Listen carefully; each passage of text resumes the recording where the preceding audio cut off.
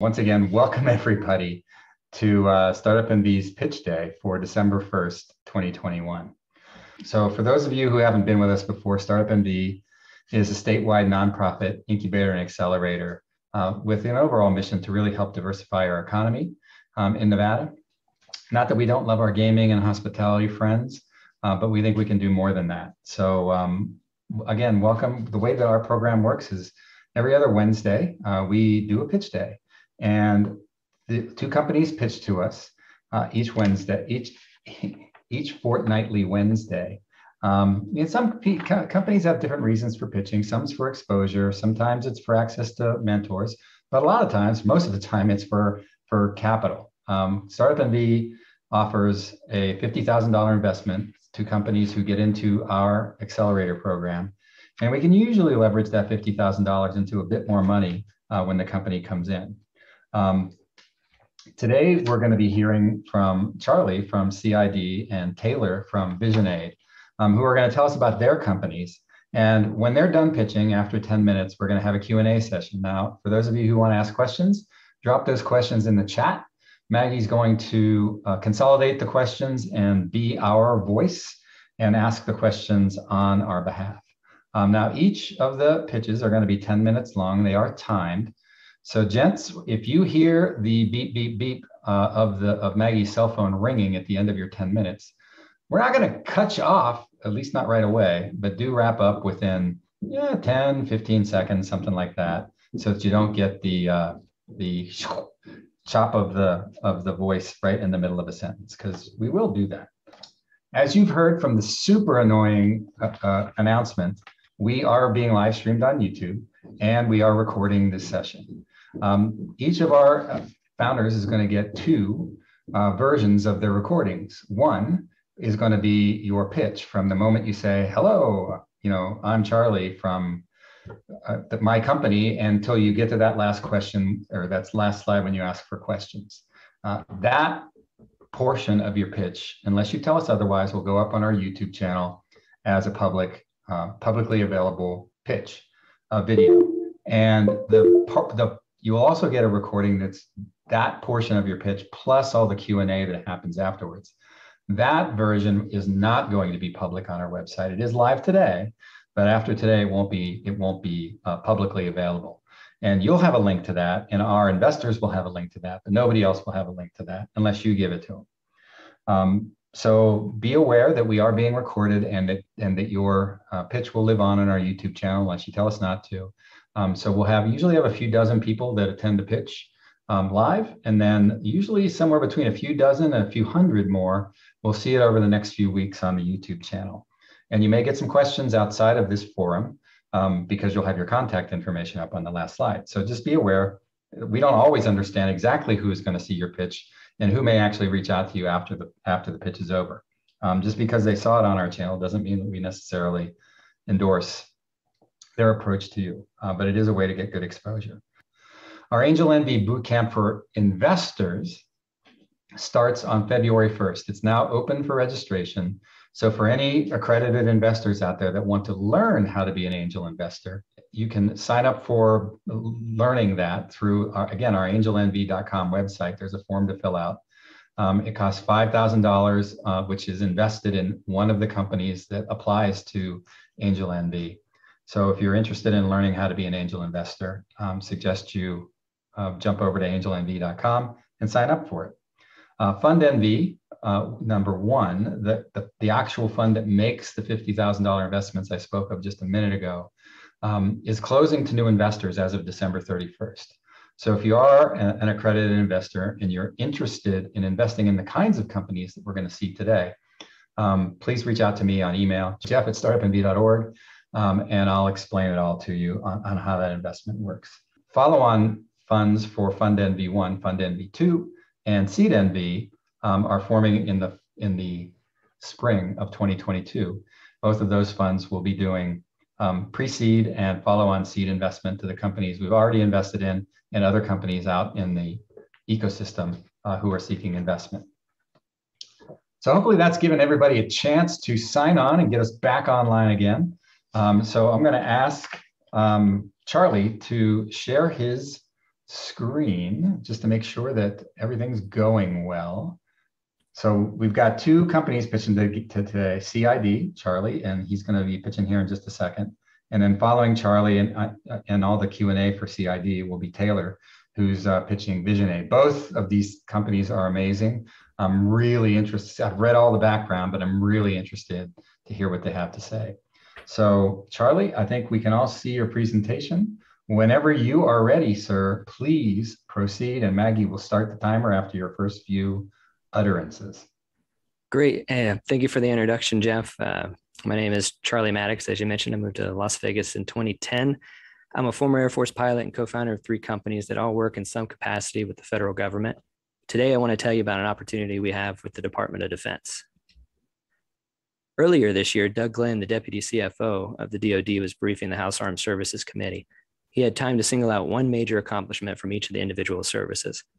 For the Air Force, it was the Theater Integrated Combat Munitions System, or TICMS, which consolidated 8 different software systems and is boosting operational readiness through munitions accountability. Air Force leadership is proud of TICMS. They spend $87 million a year on it. However, one part of their vision for TICMS is missing: a module needed to automate material flows, data collection, real-time asset tracking. The Air Force currently needs a 2-week lead time on standard orders, while Amazon needs less than an hour.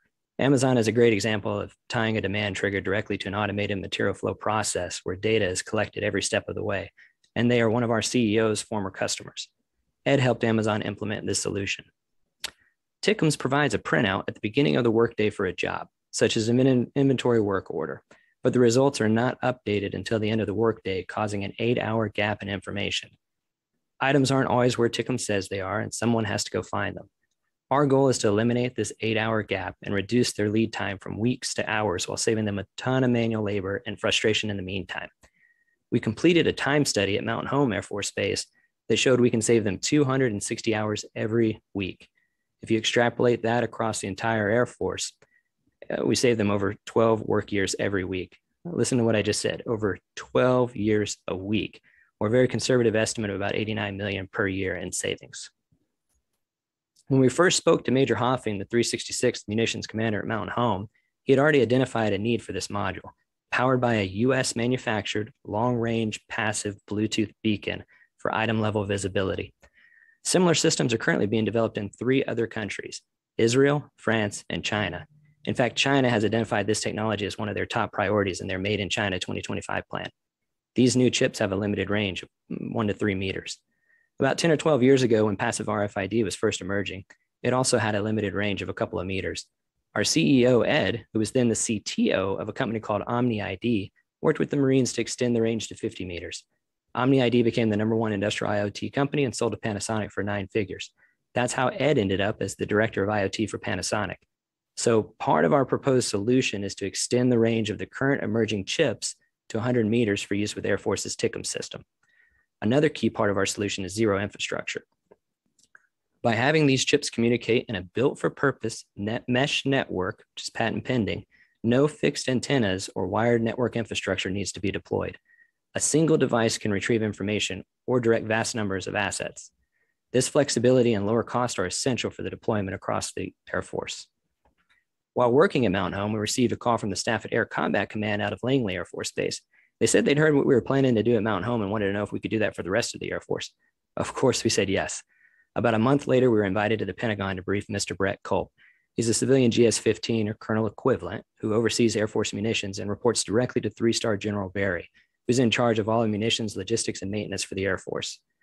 During the meeting, while Ed was talking about his experience installing at Amazon, Mr. Culp spoke up and said, "Hold on, guys. I want to take a step back, set some expectations, just kind of let you guys know where we're at."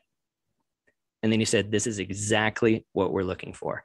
We couldn't have been happier. The meeting at the Pentagon went so well that Ed decided to leave his role as director of IoT at Panasonic to join CID full-time. Major Hoffing was promoted to lieutenant colonel and reassigned to the Air Force Futures Command, where he also reports directly to 3-star General Barry and is responsible for identifying the technology that the Air Force will adopt next. If we perform as advertised at Mountain Home, he can make us a program of record, which is a huge deal for any federal contractor.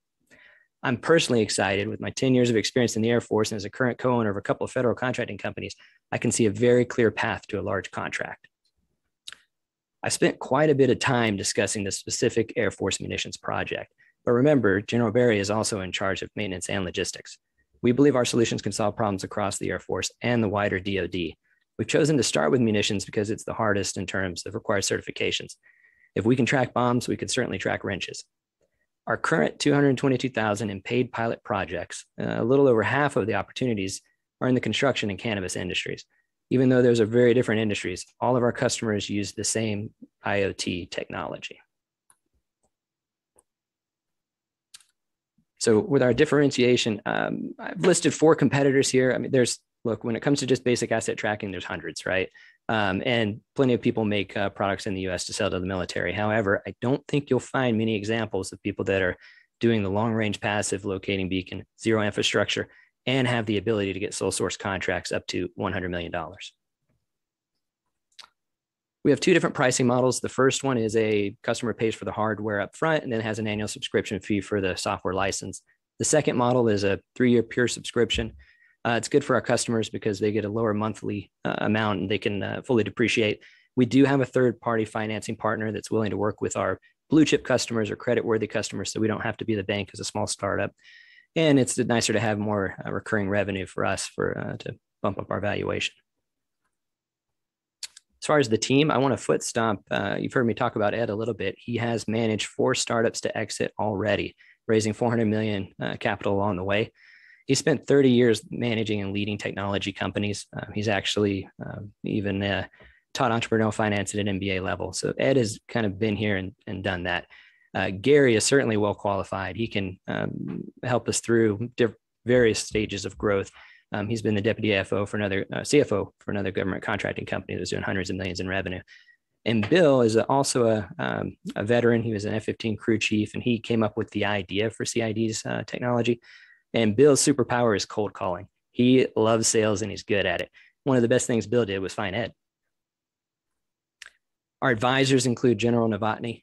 He was leading the 57th Fighter Wing at Nellis Air Force Base and retired last year. Turned down his second star, decided to pursue other interests. Rob has been instrumental in helping us craft our strategy and understanding the different use cases and how our product fits to the military market. Craig was the co-founder and first CEO of Odesk, which merged with Elance to become Upwork. He's also the chairman of Adaptive Chips, and he brings about 30 years of experience, direct experience in Silicon Valley with mergers and acquisitions. So he's been instrumental in helping us kind of shape our strategy and plan for an eventual exit. Doug is a current lobbyist in DC and has been helping us draft and execute a plan to try to go after some of the public funds that are set aside for US-based chip manufacturing. We're raising $1 million in a seed round. We're offering safes at a 20% discount off future A round with $25,000 minimum. So far, over the last month or so, we've raised $250,000 from friends and family and from one VC firm. It's a little early, I think, for the VC firm to get involved, but they've been very clear that they'd like to participate and lead our A round, which we expect to open that up about a year after we close the seed round. Here's an allocation of seed funds. You'll notice the majority of it is going to product development, team building. We do have some funds that we have to set aside for integrations within Air Force certifications and a little bit for sales. You won't see things like overhead for office and that kind of stuff. We're using our other entities to cover those costs. And that's it. That's the end of the presentation. I'd like to open up for questions. Thank you. Thanks a lot.